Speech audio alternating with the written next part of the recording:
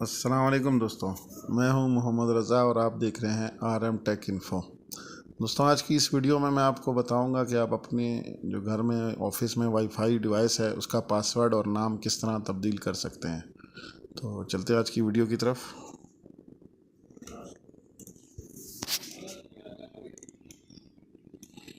जी दोस्तों, हम computer screen पर आ गए हैं।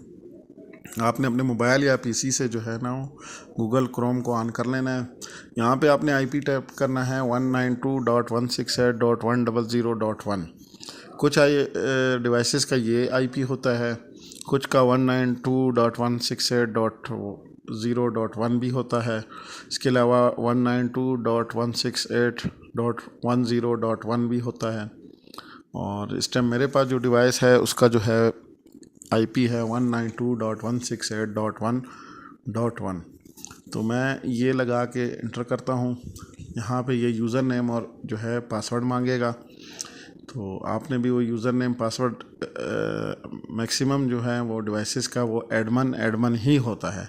अगर आपको एडमन ना लगे तो आप डिवाइस के पीछे देख सकते हैं, वहाँ पे इसका पासवर्ड भी लिखा होता है। इसको आपने इस तरह ओपन कर लेना है। ये देखें, ये जी पेज ओपन हो गया है। ये इसका जो है ना स्टेटस है डिवाइस का, डिवाइस में कितनी स्पीड है, क्या आईपी लगा हुआ है, क्या कुछ है। आपने यहाँ पे आ जाना है इस वाईफाई में। ये देखें, इस वाईफाई का नाम है, इसका नाम भी यहाँ से आप तब्दील करते हैं, जैसे वाईफाई लिखा है। ये इसका जो है ना वो यहाँ पे सिक्योरिटी में आके ये नीचे आप देखें वाईफाई पासवर्ड है। ये पासवर्ड यहाँ से आप चेक भी कर सकते हैं क्या लगा हुआ है, और इसको आप यहाँ से चेंज भी कर सकते हैं।